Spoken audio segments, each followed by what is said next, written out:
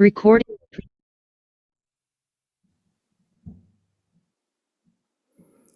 사도신경으로 우리의 신앙을 하나님께 고백하겠습니다. 나는 전능하신 아버지 하나님 천지의 창조주를 믿습니다. 나는 그의 유일하신 아들 우리 주 예수 그리스도를 믿습니다. 그는 성령으로 잉태되어 동정녀 마리아에게서 나시고 본디오 빌라도에게 고난을 받아 십자가에 못 박혀 죽으시고 장사된 지 사흘 만에 죽은 자 가운데서 다시 살아나셨으며 하늘에 오르시어 전능하신 아버지 하나님 우편에 앉아 계시다가 거기로부터 살아있는 자와 죽은 자를 심판하러 오십니다. 나는 성령을 믿으며 거룩한 공교회와 성도의 교제와 죄를 용서받는 것과 몸의 부활과 영생을 믿습니다. 아멘. 너희 염려를 다 주께 맡기라. 이는 그가 너희를 돌보심이라. 아멘. 거룩하신 아버지 하나님, 지난밤 우리에게 안식을 주시고 이 아침 우리를 깨워 말씀 듣는 자리로 불러주셔서 감사합니다. 오늘 하루 모든 염려를 다 주님께 맡기며 하나님께서 나와 동행하심을 확신하고 하나님이 내 모든 문제의 해결자이심을 진심으로 믿으며 오늘 하루 승리하게 하여 주옵소서. 하나님이 나와 동행하심을 결코 의심하지 않는 오늘 하루 되기 원합니다. 이제 말씀을 듣습니다. 바르게 깨닫는 은혜 허락하여 주실 줄 믿으며 예수님 이름으로 기도합니다. 아멘. 오늘은 페르시아의 다리오 왕 이야기를 좀 더 하겠습니다. 다리오 왕은 성경에서 매우 중요하게 다루어지는 왕입니다. 유대인들에게 너희는 성전을 지어도 된다 라면서 성전 공사를 최종적으로 승인해준 그러한 사람이기 때문이지요.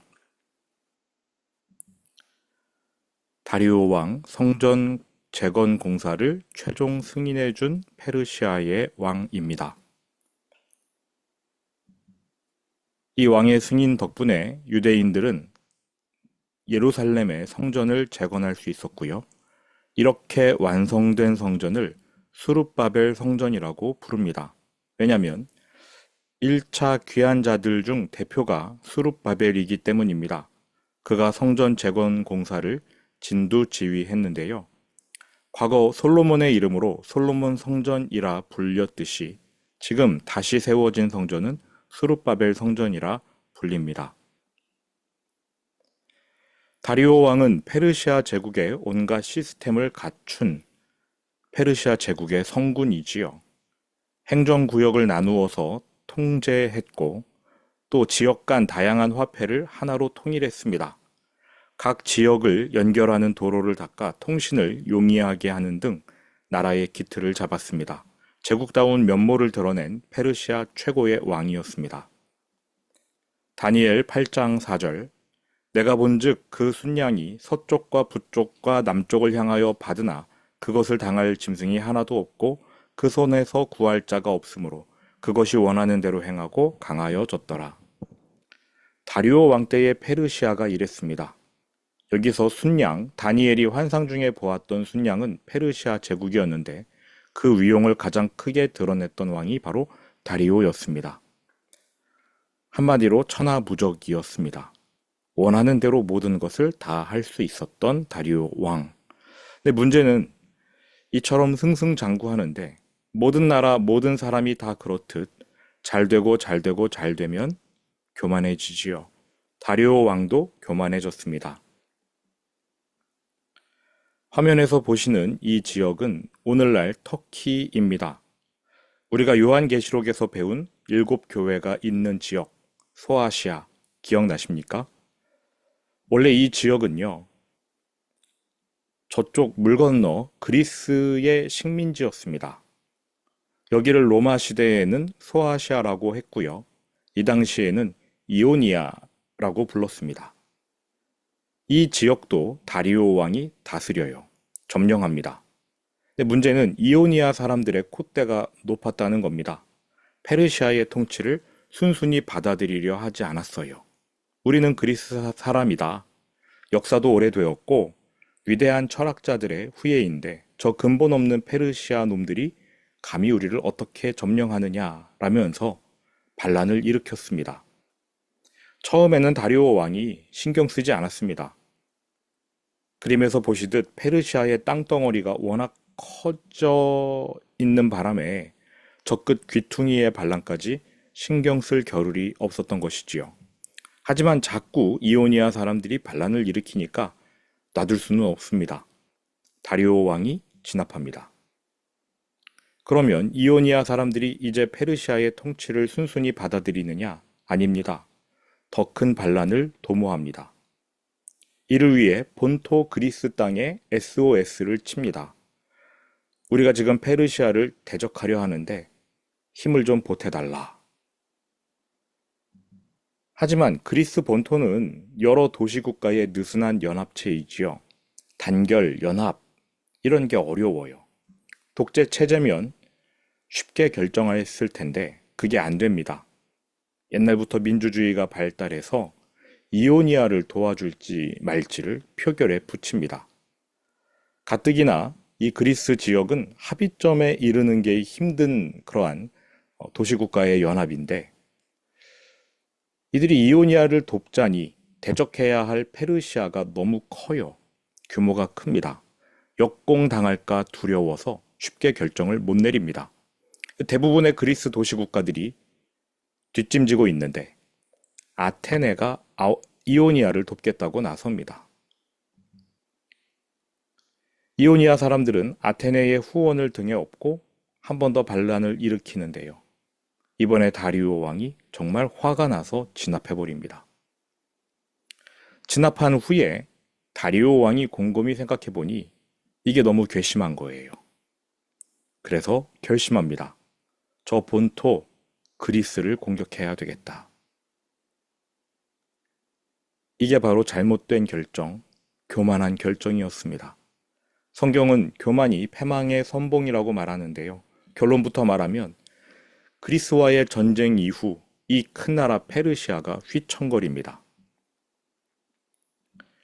BC 492년 다리오 왕은 대군을 이끌고 육로와 해상 투트랙으로 그리스 본토에 진격합니다.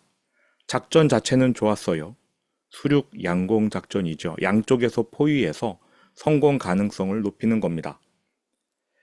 다리오 왕의 육군은 그나마 성과를 올렸습니다. 문제는 해군입니다.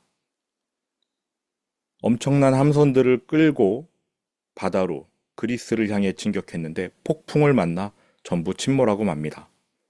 1만 명 넘는 해군이 화살 한번 날려보지 못하고 그리스 앞바다에 수몰됩니다. 다리오 왕은 절치부심, 나중을 기약하며 회군하지요. 안 되는 일인데요. 욕심부리지 말아야 하거든요. 하나님의 계획상 페르시아는 그리스를 이길 수가 없습니다.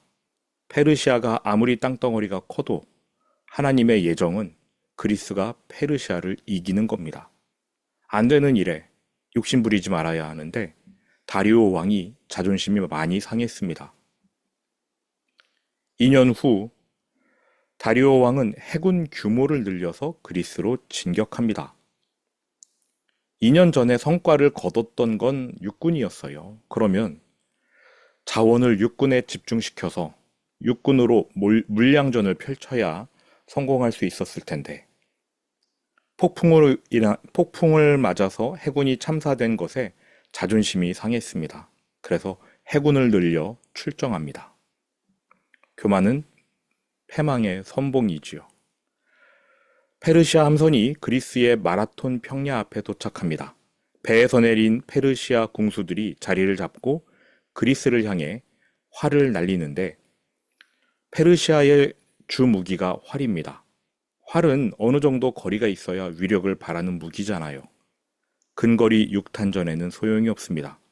반면 그리스 군대의 주무기는 긴 창, 장창입니다. 면대면 붙어서 싸우면 그리스 군대를 이길 수가 없습니다. 그러므로 페르시아가 쏘는 화살을 막거나 피한 후에 가까이 달려들어 싸우면 그리스가 이기는 거지요.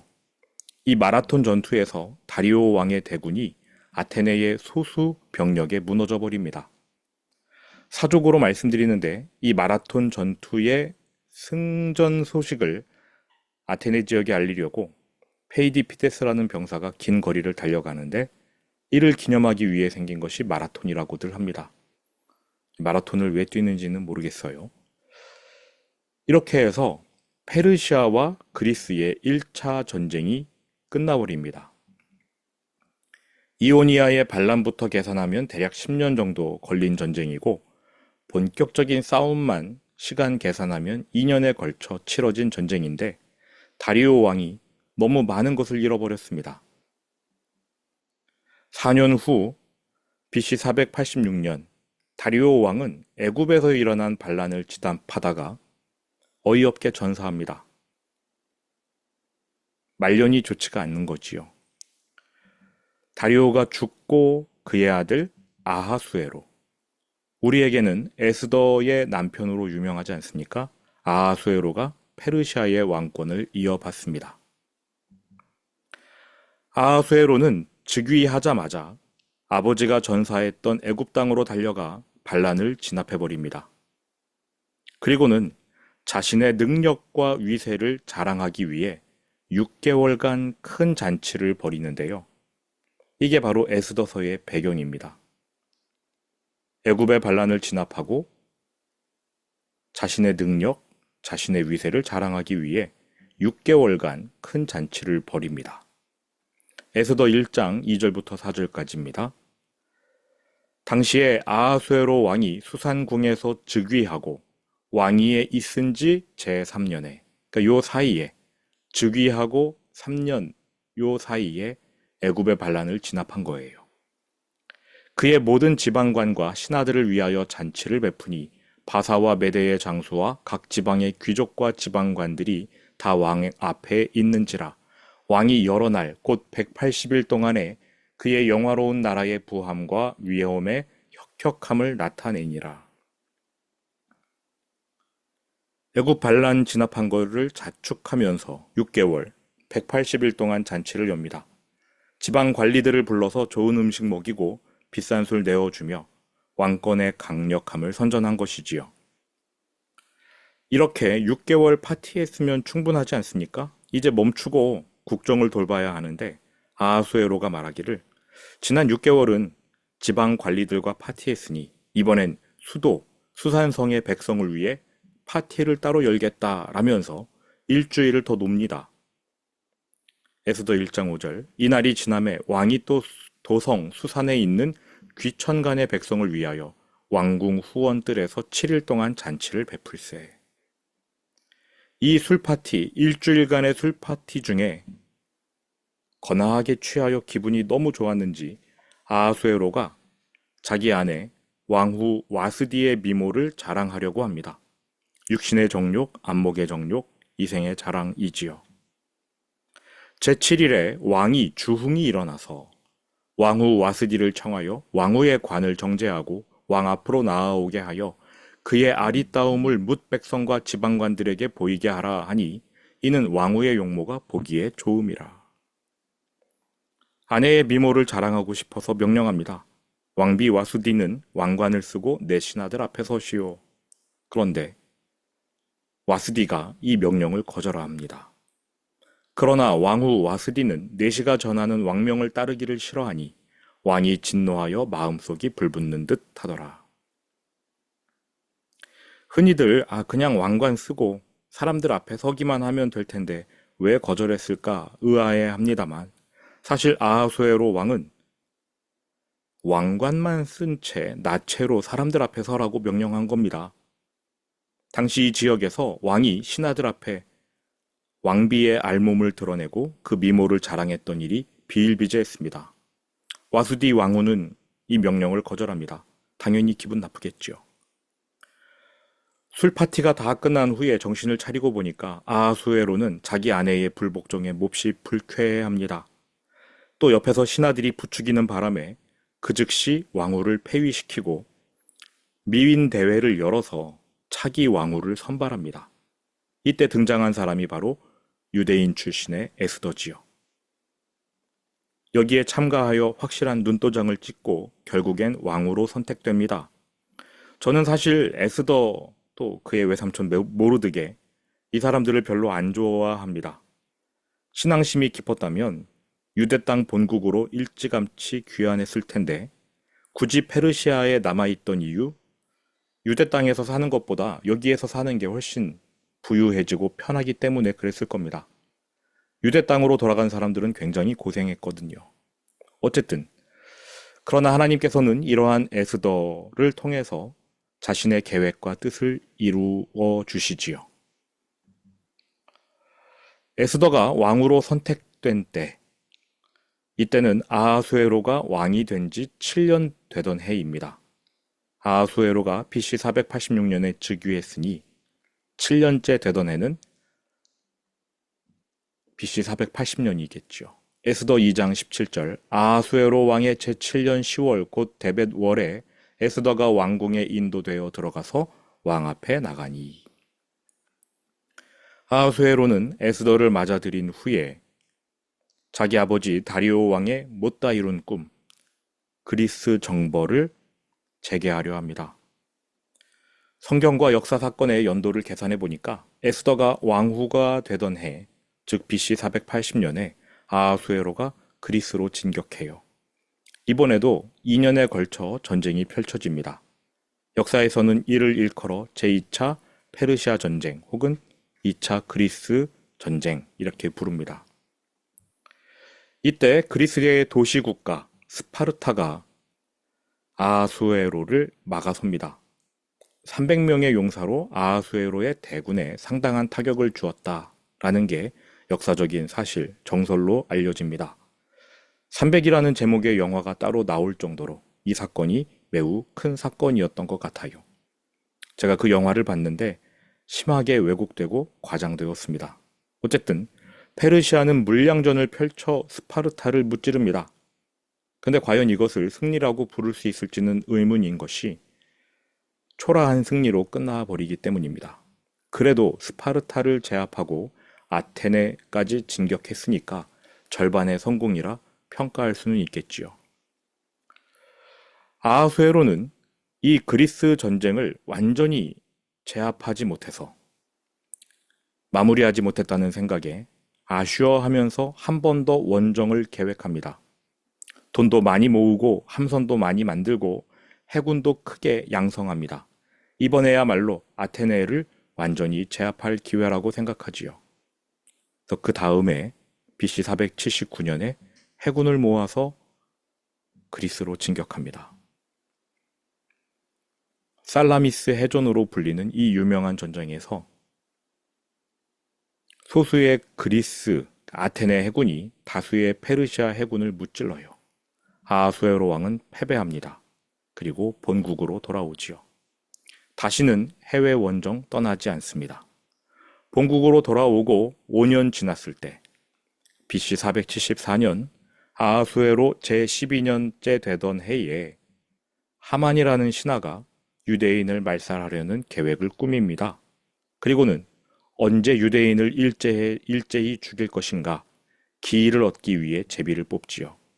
에스더 3장 7절입니다. 아하수에로 왕 제12년 첫째 달 곧 니산월에 무리가 하만 앞에서 날과 달에 대하여 부르 곧 제비를 뽑아 12제달 곧 아달월을 얻은지라. 이러면서 우리가 잘 알고 있는 에스더 사건이 시작되는 겁니다. 이때 모르드게와 에스더가 기지를 발휘하여서 유대인을 살려내지요. 오히려 하만이 죽임을 당합니다. 하만의 죽음은 아말렉을 진멸하겠다는 하나님의 약속이 성취된 사건이었습니다. 아말렉을 진멸하겠다는 하나님의 약속은 출애굽 때 광야를 방황하던 이스라엘 백성, 시내산으로 내려가는 그 길에 아말렉 족속이 이스라엘 백성을 급습하는 사건이 있었거든요. 이때 하나님이 감히 내 백성을 건드려 화가 나서 이렇게 말씀하십니다. 내가 천하에서 아말렉을 이름조차 기억하지 못하게 하겠노라 했는데 그 약속을 이룰 도구로 이스라엘의 사울 왕을 선택하셨으나 사울 왕이 아말렉 진멸하기를 좋아하지 않았지요. 양과 소 이러한 짐승들을 살려냈습니다. 욕심이 나서. 그래서 그게 미뤄지고 미뤄지다가 결국 아말렉 그 출신의 하만이 역공을 펼치는 게 바로 에스더 사건이었어요. 이때 하나님께서 이 하만을 없애버리십니다.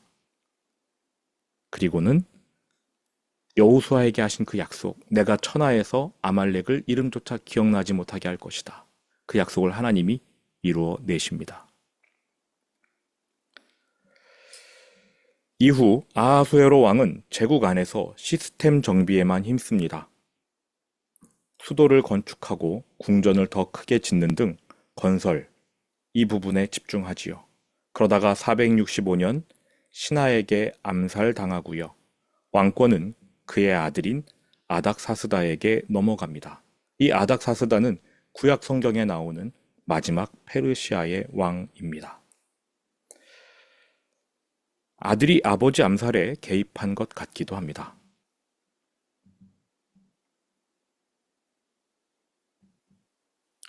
네, 오늘은 여기까지 그 페르시아의 역사를 좀 살펴보았는데요.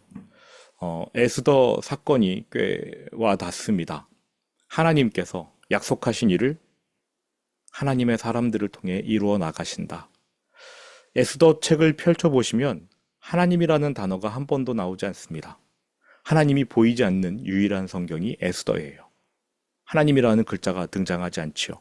그러나 보이지 않게 하나님이 역사하십니다. 오래전에 하나님께서 세우신 그 약속을 이루시는 역사, 그게 에스더 역사인데 페르시아 제국 내에서 이루어졌다. 이러한 역사적인 사실도 기억하셨으면 좋겠습니다. 들은 말씀 마음에 품고 주기도문으로 오늘 예배를 마치겠습니다. 하늘에 계신 우리 아버지, 아버지의 이름을 거룩하게 하시며 아버지의 나라가 오게 하시며 아버지의 뜻이 하늘에서와 같이 땅에서도 이루어지게 하소서. 오늘 우리에게 일용할 양식을 주시고 우리가 우리에게 잘못한 사람을 용서하여 준 것 같이 우리 죄를 용서하여 주시고 우리를 시험에 빠지지 않게 하시고 악에서 구하소서. 나라와 권능과 영광이 영원히 아버지의 것입니다. 아멘.